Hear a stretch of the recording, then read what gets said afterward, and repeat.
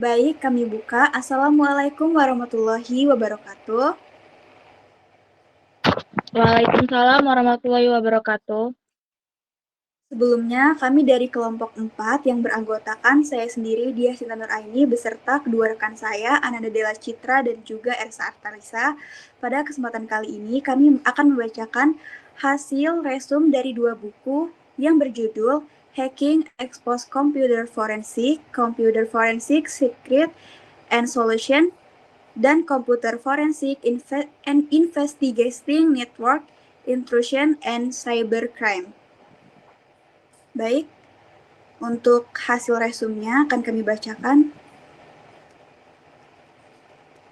Buku pertama berjudul Hacking Expose Computer Forensic Secret and Solution. Penulisnya Chris Davis, Ron Phillip, and David Cohen.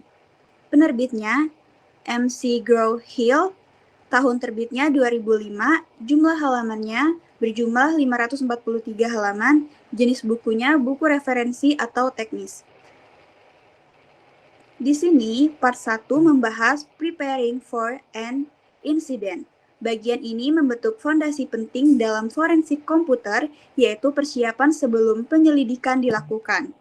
Di sini membahas beberapa topik. Yang pertama, topik proses forensik digital. Proses forensik digital terdiri dari tahapan sistematis untuk menjaga integritas bukti, dimulai dari identifikasi insiden, pengumpulan dan pelestarian data dengan teknik seperti imaging dan hash, analisis hingga penyusunan laporan yang sah secara hukum. Investigator harus kompeten secara teknis dan mengikuti standar hukum yang ketat agar proses dapat dipertanggungjawabkan. Topik selanjutnya yaitu dasar-dasar komputer. Pemahaman tentang sistem komputer penting untuk membaca dan menganalisis data digital. Investigator harus mengerti representasi biner, memori, penyimpanan, HDD, SSD, BIOS, sistem operasi, serta jenis media penyimpanan seperti magnetik, optik, dan flash, karena tiap jenis berdampak pada teknik investigasi yang digunakan. Kemudian topik selanjutnya yaitu persiapan laboratorium forensik. Laboratorium forensik harus aman dan dilengkapi perangkat keras serta lunak khusus seperti write blocker and software analysis. Sistem keamanan fisik dan manajemen kasus yang tertib penting untuk menjaga bukti tetap sah. Flyaway kit juga disiapkan untuk investigasi di lapangan. Kemudian, pada part 2 di sini menjelaskan collecting the evidence. Bagian ini mendalami proses pengumpulan bukti digital secara forensik dan sah di pengadilan. Di sini membahas beberapa topik. Topik pertama yaitu pengumpulan bukti dari sistem lokal. Pengumpulan bukti harus dilakukan dengan metode forensik untuk mencegah kerusakan atau perubahan data. Prosedur dimulai dengan memastikan sistem jika perlu, melepas hard drive, memeriksa media lain, dan mencatat konfigurasi BIOS. Imaging dilakukan dengan alat write blocker untuk mencegah penulisan data baru. Hash kriptografis seperti MD5 atau SHA-1 dicatat untuk memastikan keutuhan data. Bukti harus dikemas dan dilabeli dengan baik. Kesalahan kecil seperti tidak mencatat hash atau tidak menggunakan write blocker dapat menyebabkan bukti ditolak secara hukum. Kemudian topik selanjutnya pada part ini membahas investigasi dan pengumpulan jarak jauh. Pengumpulan bukti jarak jauh dilakukan ketika sistem tidak dapat diakses secara fisik. Tantangan meliputi enkripsi data dinamis dan keterbatasan kontrol fisik. Alat seperti Encache Enterprise dan F-Response digunakan untuk ekstraksi data melalui jaringan dengan aman. Aspek legal seperti persetujuan tertulis, kebijakan organisasi, dan perlindungan privasi harus dipatuhi. Dokumentasi yang akurat juga penting untuk mencatat aktivitas selama pengumpulan jarak jauh. Untuk part selanjutnya akan dilanjutkan oleh rekan saya. Kepadanya disilahkan. Baik, selanjutnya ada di part 3 yaitu Forensic Investigation Nyquist. Bagian ini memperkenalkan teknik analisis data digital dari berbagai sistem dan perangkat. Yang pertama, topik 1, analisis sistem Windows. Sistem operasi Windows memiliki berbagai artefak digital yang bisa dianalisis seperti FAT, NTFS, registry, file log, dan restore point untuk melacak aktivitas pengguna dan aplikasi. Teknik pemulihan file juga berguna untuk menemukan data yang dihapus. Yang kedua ada analisis sistem Linux. Linux memiliki struktur file unik seperti x2 dan x3 dengan metadata yang perlu dipahami. Investigator harus memeriksa inode, log sistem, file konfigurasi, serta swap dan temporary file yang dapat mengungkapkan aktivitas yang tidak terekam. Yang selanjutnya ada topik 3, analisis Macintosh. Macintosh memiliki struktur sistem file dan keamanan yang berbeda. Investigator perlu memahami GUID, partition table, HFS plus, serta artefak seperti spotlight, index, dan file list. Backup time machine dan file virtual memori juga dapat memberikan informasi berharga. Yang selanjutnya ada topik 4, teknik anti-forensik. Pelaku sering menggunakan teknik anti-forensik seperti enskripsi, whipping, dan manipulasi mendata untuk menyembunyikan jejak mereka. Investigator harus mendeteksi software seperti Selenium, TrueCrypt, atau steganografi, serta melihat tanda-tanda manipulasi file seperti hash yang tidak cocok. Yang selanjutnya ada topik 5, analisis penyimpanan enterprise. Penyimpanan besar di lingkungan perusahaan seperti RAID, NAS, dan tape backup menyimpan bukti yang harus dianalisis dengan hati-hati. Investigator perlu mengerti cara mengakses dan mengekstrak data dari sistem penyimpanan ini, terutama dalam kasus yang melibatkan banyak perangkat dan pengguna. Selanjutnya ada topik 6, yaitu analisis email. Email adalah bukti penting dalam investigasi. Investigator harus menguasai format file seperti PST dan mbox, serta memeriksa header untuk melacak sumber dan waktu pengiriman. Teknik spoofing dan pemalsuan alamat juga perlu dikendali untuk memastikan keaslian email. Selanjutnya ada topik 7, yaitu pelacakan aktivitas pengguna. Jejak aktivitas pengguna sering tercatat dalam metadata, dokumen Office, chat browser, dan file user assist. Di Windows yang mencatat program yang dijalankan, data ini memberikan informasi tentang aktivitas pengguna di sistem.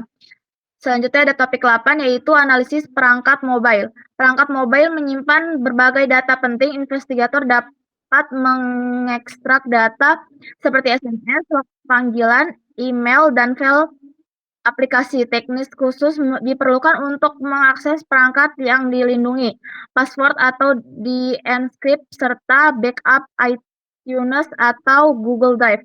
Bisa digunakan jika perangkat tidak dapat diakses langsung.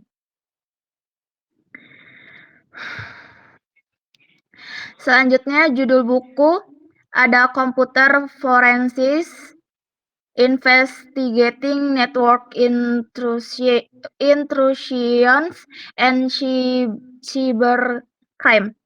Penulisnya yaitu Xconkill, penerbit Xconkill Press, tahun terbit 2010, jumlah halaman 394 halaman, jenis buku referensi atau teknis. Chapter pertama yaitu Network Forensics and Investigating Logs. Bab ini membahas dasar-dasar forensik jaringan, yaitu proses mendeteksi, merekam, dan menganalisis lalu lintas dalam jaringan komputer untuk mencari bukti aktivitas ilegal atau serangan siber. Salah satu sumber bukti utama dalam forensik jaringan adalah log file. Mencatat setiap kejadian dalam sistem atau jaringan. Log yang penting antara lain firewall logs, web server, logs, IIS, Apache, Windows, event logs, dan Zilog pada sistem berbasis Unix atau Linux. Dalam proses investigasi, penting sekali untuk menjaga sinkronisasi waktu antar perangkat menggunakan protokol seperti NTP (Network Time Protocol) tanpa waktu yang konsisten. Proses korelasi antar log bisa menjadi kacau dan menyulitkan analisis. Pengguna log sebagai bukti juga harus mempertimbangkan aspek legalitas, misalnya menjaga integritas log menggunakan hashing serta dokumentasi chain of custody agar bukti dapat diterima di pengadilan. Berbagai alat bantu seperti Microsoft Log Pacer, GFI Event Manager, Zilog,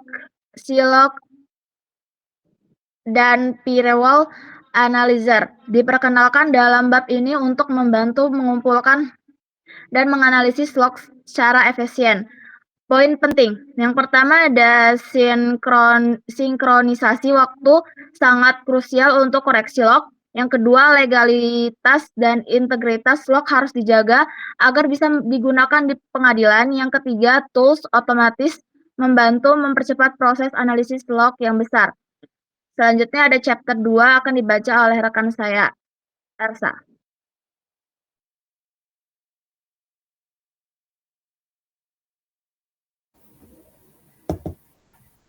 Chapter 2 yaitu Investigating Network Traffic.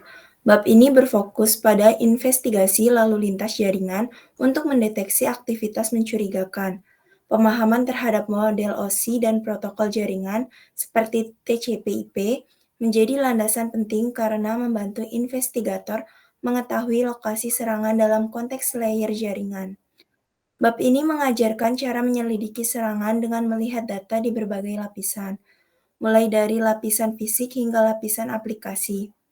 Jenis serangan yang dibahas mencakup DNS poisoning, ARP spoofing, dan teknik sniffing. Investigator juga harus bisa membaca tabel ARP, log DHCP, dan output dari sistem deteksi intrusi seperti IDS, Intrusion Detection System.